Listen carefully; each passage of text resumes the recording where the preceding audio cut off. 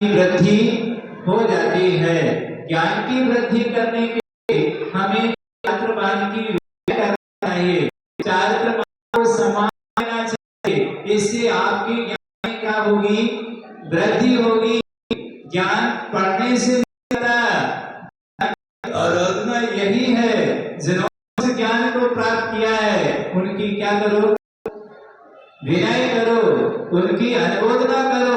उनकी उस ज्ञान की अनुमोदना करने से तुम्हारे ज्ञान और कर्म का क्या होगा? चेतन होगा। अभी कहा था ना, भगवान की अनुमोदना कर लो उनके, इससे होगा, इससे ये होगा कि आपके लाभांतराय कर्म है उसका क्या हो जाएगा? हो जाएगा। और यदि नहीं करोगे तो मामला गड़बड़ हो जाएगा। यदि साइकिल वाला है और फोर व्हीलर वाला, तो साइकिल वाला कभी फोर व्हीलर वाले क्या है उस दूर रहे और साइड में से निकाल ले तो धक्का दे उसके लिए, क्योंकि बिना होने की वजह से उसको फोर व्हीलर और उससे जुड़ोगे तो साइकिल भी चली जाएगी, उसको जाएगा नहीं, तुम्हारी क्या होगी? जो भी चली जाएगी। इसलिए हमें इस सिद्धांत से जहां जहां आपको उपलब्धि दिख जाए, कोई हमसे ज्यादा ज्ञानी हो, कोई हमसे ज्यादा सुंदर हो, हमसे ज्यादा समझदार हो, तो उसकी अनुमोदना करें। इसने कोई अच्छा पुण्य किया होगा, तब भगवान इसके लिए क्या मिला है? अच्छा अवसर मिला है। ये दान का भाव रखता है। दान है, पैसा होना बड़ा नहीं है। पैसा तो सबके पास हो सकता है, पर दान का भाव सबके पास नहीं हो सकता। उदारता सबके पास नहीं होती। उदारता का मिलना अपने आप में बहुत बड़ी बात होती है कि सबको द्रव्य मिलने के बाद उस बात में उदारता आ गई है। उदारता नहीं होगी तो द्रव्य मिल जाएगी, तो क्या करोगे? भगवान भी मिल जाएंगे, गुरु भी मिल जाएंगे। यदि पूजा का भाव नहीं आएगा तो भगवान क्या करेंगे? महाराज क्या करेंगे? न वस्तु का ही भाव नहीं आएगा, पूजा करने का ही भाव नहीं आएगा, तो महाराज क्या करेंगे? इसमें भगवान कुछ नहीं कर सकते, गुरु महाराज कुछ नहीं कर सकते, क्योंकि ये तो उसके अंदर की चीज है।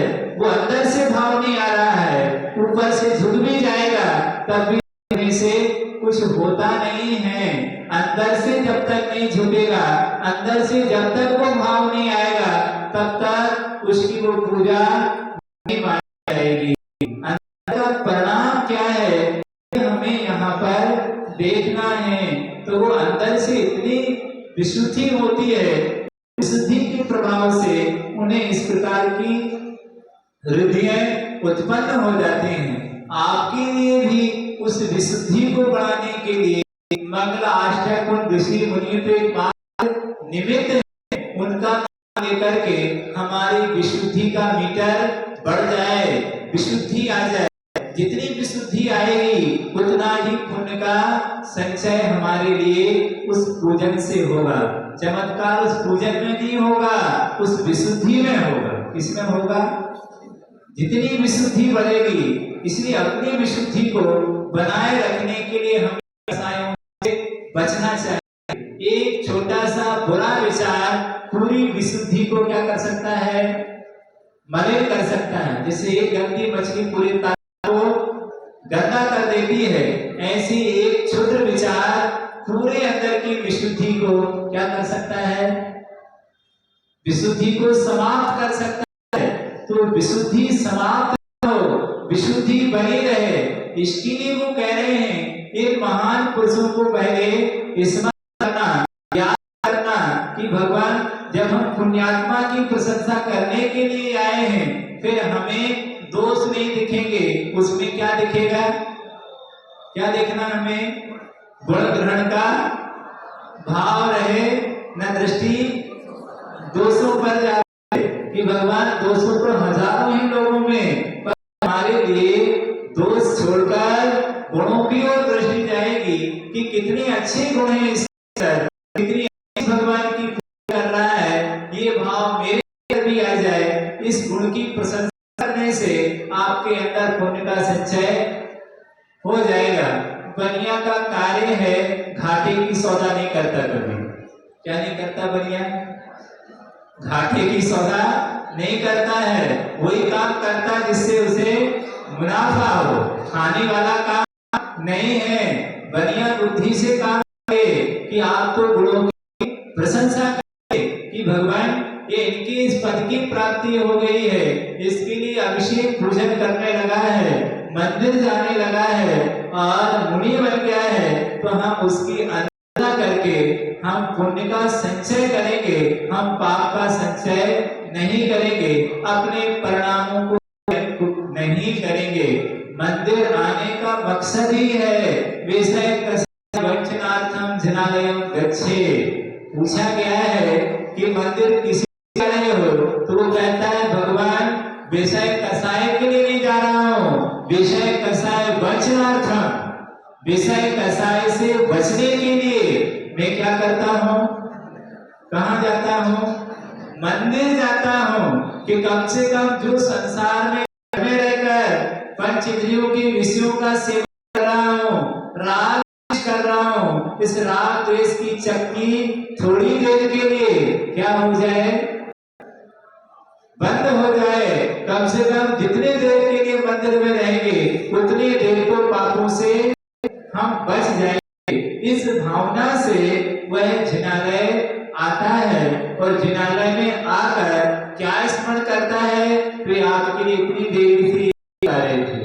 जिनालय में मक्खियां नहीं भगाता बैठकर, बाकी देसी लोग को नहीं करता है उसने ऐसा कर दिया, उसने वैसा कर दिया, नहीं। किसको स्मरण करो? मुनियों को स्मरण है कि धन्य है जिन्हें ऐसी महान रिद्धियां थी, जिन रिद्धियों से इतनी बड़ी महान उपलब्धि उन्होंने की। वो कोई अलग से नहीं आए थे, वो हमारे ही अपने बीच के मुराद हैं। मुनि कौन बना? हमारे बीच के तो लोग मुनि बने हैं। मुनि करके अपने जीवन को पद से पावन बना लिया उन्होंने, ऐसे पूज्य पद को प्राप्त कर लिया है। तो क्या हम भी ऐसे महान पद को प्राप्त नहीं कर सकते हैं? हमारे अंदर भी वो परमात्मा वास करता है। जितनी उत्कृष्टता भगवान में है या गुरुराज में है, इतनी महानता आपके अंदर भी है, पर उस महानता को हमने प्रकट करने का कभी प्रयास ही नहीं किया। हमने तो उस शक्ति को प्रकट किया है जो हमारे अंदर महाभारत पैदा करती है।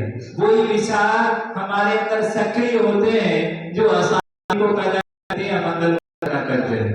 ऐसे भाव नहीं आते हैं जो मंगल को पैदा करने वाले हों, अमंगल को दूर करने वाले हों। अमंगल को दूर करने के लिए आपके लिए यहाँ बिठाया गया है कि कम से कम थोड़ी देर के लिए यदि संस्कार पड़ जाते हैं, हो सकता है थोड़ी देर का संस्कार तुम्हारे जीवन के अनंतकालीन परंपरा का अंत कर दे। भगवान तो ऋषि मुनि को बार बार याद करेंगे, बार बार उनका नाम लेंगे, बार बार नाम लेने से, बार बार स्मरण करने से हमारा पुण्य जल्दी से बढ़ जाएगा। पुण्य को बढ़ाने के लिए हम जिनालय आते हैं, ना कि पाप का संचय करने के लिए हम जिनालय आते हैं। तो इसलिए यहाँ पर मंगलाचरण समस्त जीवों की मंगल की कामना के साथ हमने मंगलाचरण कर ही दिया है कि आप कोई न कह भी भगवान, अब कोई छोटा नहीं और अब कोई बड़ा नहीं, मेरी नहीं, सब क्या हो गए? सब एक हो गए। मतलब एक हो गए, एक भगवान, एक गुरु और एक शास्त्र। मतलब सब हो गए, सब एक हो गए, भाई भाई हो गए, एक जाति, एक जिसका एक गुरु, एक भगवान और एक शास्त्र। मतलब एक जाति, क्योंकि उनका एक ही पिता है, एक ही माँ हो गई, अब उसका दूसरा नहीं हो सकता। तो अब वो परस्पर में क्या हो गए? साधर्मी हो गए। साधर्मियों का दायित्व है कि जब हम एक दूसरे में साधर्मी हो गए, हमने एक दूसरे को अपना लिया, उसमें छोटा और कोई उसमें बड़ा नहीं है, फिर कोई भी उस क्रिया को संपन्न करे, फिर हमारे अंदर राग द्वेष का भाव नहीं आना चाहिए। क्योंकि अब तो हम सब बराबर हो गए हैं, बराबर मानने वाले हैं। हमारे लिए एक कृत और कारित और अनुमोदना, तीन शब्द यहाँ पर रखे गए हैं। यदि नहीं कर पाए हैं, सामने वाला कर रहा है, तो अनुमोदना तो हमारे द्वारा की जा सकती है। हजारों लोग मान लीजिए यदि अभिषेक कराना हो महाराज को, और 2-5-10 हजार अभिषेक करने के लिए लोग खड़े हों, शिवरात्रि लोग, तो अब क्या किया जाएगा? यदि सब लोग अभिषेक करेंगे तब तो क्या होगा, बहुत लंबा समय लगेगा। तब क्या करी व्यवस्था होगी? उसमें क्या होगी व्यवस्था कि लोग क्या कर दें, हाथ लगा दें। महाराज करवाते कि नहीं करवाते? तो ये व्यवस्था हो जाती है। अभिषेक नहीं हुआ, ये हाथ लगाने में क्या होगा? पहले हमको क्या करना है? हमें अभिषेक ढालना है। नहीं, देखिए हमारी कितनी अच्छी व्यवस्था बनाई है। यदि आप कर नहीं पाते किसी विसंगति के कारण से, अनुमोदना कर लीजिए। अनुमोदना का भी वही फल मिलेगा जो आपको अभिषेक करने का फल मिलेगा। आप इस फकीर के फकीर बनने की कोशिश मत कीजिए कि जब तक हम लोटा भर पानी नहीं देंगे जब तक जीवन में शांति। ये हमारी ऐसी मानसिकता बनी है कि हम ऐसा नहीं करेंगे तो हमारा काम नहीं बनेगा। इन शब्दों पर को विचार रखना चाहिए। और वर्षा है अभिषेक कर सकते हैं, मत करिए जाकर के।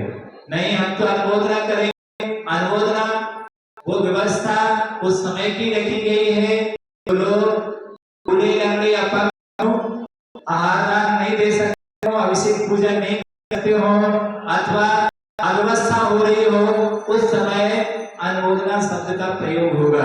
लेकिन हमेशा अनुमोदना कर रहे हम कि सब अभिषेक करें और हम तो क्या करेंगे? अनुमोदना करेंगे। ये ठीक नहीं है। उस कार्य को हमें अच्छी तरह से संपादित करना चाहिए, मायाचारी नहीं करना चाहिए। ये हमारा प्रथम दायित्व है, कर्तव्य है। आचार्य कुल स्वामी लिख रहे हैं, दाड़म पूया मुखम। श्रावक का प्रथम कर्तव्य है कि वो क्या करे? प्रातः करके श्रीन्द्र भगवान की पूजा को संपादित करे। दर्शन की विधि नहीं बताई, पूजन की विधि बताई। किसकी विधि बता रहे? वो मंदिर जाकर के देव दर्शन आ गया तो यहाँ सब लोग देव दर्शन करते हैं, जबकि विधान पूजा का बात कर रहे हैं। देव पूजा गुरुपास्थी अने देव पूजा करे उठकर जयेंद्र भगवान की। आत्म संभ्रम वाला कार्य है पूजन। यद्यपि मुनियों के लिए सामर्थ्य युक्त है, मुनि नहीं कर सकते, लेकिन उपदेश की बात आई तब उन्होंने उद्देश्य के लिए उन्होंने आज्ञा दी कि आप पूजन अभिषेक का उपदेश देंगे उनके लिए, ताकि वो पूजन अभिषेक करके अपने पाप का प्रक्षालन कर सके। क्योंकि हमारे पास कोई दूसरा उपक्रम है नहीं है कि आप कर्म का कर सको। कर्म क्षय करने के लिए यही है, जो कर्म का क्षय कर गए हैं उनकी पूजा करो। या तो पूजा करो या फिर पूजा करो। पूजा नहीं करना चाहे तो क्या करो? ना पूजा करना पड़ेगी, ना करना पड़ेगा, कुछ नहीं करना पड़ेगा। बहुत अच्छा मार्ग है, पसंद आ रहा हो क्या? ये अच्छा मार्ग है। ना कभी पूजन करना, इस थाली की तरफ उस थाली में छोड़ो, कुछ नहीं करना। अब इस पूजन का झंझट ही खत्म कर दिया, कुछ नहीं करना पड़ेगा। क्या बन जाओ? पूज्य बन जाओ। पूज्य बनने के लिए मतलब मुनि बन जाओ। बहुत अच्छा मार्ग है। फिर पूजा का रगड़ा खत्म। और यदि बनने से पहले पूजा छोड़ दी तो तुम्हारी खैर नहीं होगी। तुमने पूज्य बने नहीं और तुमने क्या कर दिया? छोड़ दी। कैसे छोड़ दी? आप अधिकार नहीं है। आपको हमेशा जयेंद्र भगवान की पूजा करने के लिए प्रेरणा दी गई है। तो इस तरह हम लोग छल कपट मायाचार को छोड़कर, और जो यहाँ पर बताया गया है बात विशुद्धि के समय अभिषेक के कलशा में, चाहे वो कलशा हमारे हाथ में हो चाहे बाजू वाले के हाथ में हो, पर उन कलशा करते समय परिणाम की विशुद्धि निर्मल कलशा गिर जाए तो गिर जाए, पर समता का कलशा नहीं गिरना चाहिए। वो बहुत विशुद्धि से बना रहे। वो तो फिर भर जाएगा पानी से, लेकिन विशुद्धि का कलशा गिर जाएगा तो बहुत बड़ा हो जाएगा। कोई पाप का आश्रम ना हो, क्योंकि जिनालय में भगवान के सामने यदि कसाय का प्रणाम आ गया तो उसका बंध क्या होगा आपने कल्पना नहीं की होगी। कितना भयानक पाप कर्म का आश्रम हो गया कि भगवान के सामने हम अपने आप को संभाल नहीं पाए। देखिए, अग्नि उपकार करती है और अग्नि अविवेक पूर्वक सेवन करोगे तो जला के खाक भी कर दोगे। औषधि निश्चित भला करती है, आरोग्यता देती है, जीवन देती है। यदि वो औषधि अविवेक पूर्वक सेवन करोगे, प्राण लेने देर नहीं लगेगी। कितने कष्ट में पहुंचा देगी आपने कल्पना भी नहीं की होगी कि औषधि खाने से इतना बड़ा जबरदस्त नुकसान हो सकता है। हो गया क्योंकि औषधि का कार्य तो उपकार करना था, लेकिन अपकार कैसे हो गया? क्योंकि अविवेक पूर्वक आपने उसका सेवन। यदि विवेक पूर्वक आप सेवन करते तो क्या हो जाता? आपको वही पूजन, वही अभिषेक, वही बहुत बड़े फल प्रदान करती, वही औषधि बहुत बड़े फल को आपको देती।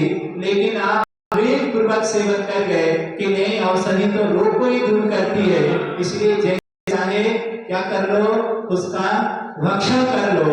ये ठीक नहीं है।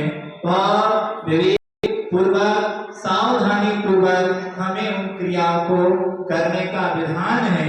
हमें जैसे मुनि बनाया, उन्होंने कहा विवेक सावधानी पूर्वक अपनी क्रियाओं को पालन करेगा। यदि आप मुनि में लापरवाही बरतेंगे तो मरकर सीधा निगोद में भेजा। कहाँ भेजा? कहाँ जाएंगे? सीधा निगोद में भेजा है कि मरोगे तो नरकों में भी जगह नहीं मिलेगी। कहाँ मिलेगी तुम्हें? निगोद में मिलेगी। ऐसे ही यहाँ पर गड़बड़ करेंगे तो गड़बड़ करने वालों को नरक में भी जगह नहीं मिलती। कहाँ मिलती है? सीधी नरक, यहाँ निगोद में मिलती है। इसलिए हम सब ऐसी विशुद्धि के साथ आराधना करनी चाहिए। जो भी पूजन करने वाले हैं, चाहे आगे आने वाला हो चाहे पीछे आने वाला हो, हम इतना परस्पर में वास्तव प्रेम भाव एक दूसरे में हो कि एक दिन पूजा करने के लिए आया था, हमारे प्रेम को पाकर वह एक का भाव बना के आया था, वो रोज तुम्हारी पूजा में आने लग जाए। यही आपकी सार्थक हो गई आपकी पूजा करना। कम से कम पुजारियों का इतना प्यार, उसके लिए धर्मात्माओं का एक दिन की बात थी, वो हमेशा के लिए क्या हो गया है? पूजन की पद्धति से हमेशा के लिए गया है, उस मंगलाष्टक से जुड़ गया है। हम उस पूजन को, उस चरण के चरण को बहुत अच्छी तरह से उन सारे लोगों को सिखाने की कोशिश करें। कोई आपकी द्रव्य से यदि पूजा कर लेता है तो अपना बहुत पूर्ण सौभाग्य मानेगा कि हमारी तरफ से किसी ने क्या कर ली है? पूजन कर ली है। भले हम कर पाए, उसने कर ली है।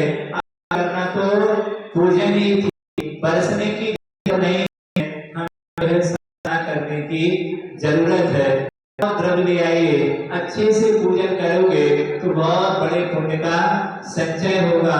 और यदि हम कलह करेंगे, लड़ेंगे, झगड़ेंगे तो वह पूजन आपके लिए गलत दिशा की ओर ले जाने वाली होगी। के स्थान पर पाप का आश्रय उससे हो सकता है। इसलिए हमें बहुत समझदारी का परिचय देना चाहिए। इन आयतनों में मूर्ति के लिए कोई स्थान नहीं है। आप लोगों ने क्रिया कोश वगैरह पढ़े होंगे, क्रिया कोशों में जबरदस्त वर्णन लिखा हुआ है। क्रोधी, मूर्ख, लालची, ये सारे लोग क्या रहे? दूर रहे क्रियाओं से। मूर्ख को भी, अति क्रोधी को भी, अति लालची को भी, अति विषयासक्ति को भी आदेश नहीं है इन सब करने का। बनाया पृथ्वी व्रत लेने का भी बात करने के, कौन व्रत ले सकता है, कौन नहीं ले सकता है, सबको साइड में रख दिया है। अति लालची, क्रोधी, झगड़ालू स्वभाव के व्यक्ति, इनसे कभी व्रत नहीं कर सकते, इनसे कभी शुभ क्रियाएं हो नहीं सकती। कभी भी माथा ठनकेगा, पता नहीं क्या कर बैठेंगे। तो इस चीजों से हम बचकर अपनी कसाई को बंद रख के अपनी क्रियाओं को संपादित करेंगे, बहुत साथी से पुण्य का संचय हमारे लिए होगा। इसी भावना के साथ अहिंसा कर्म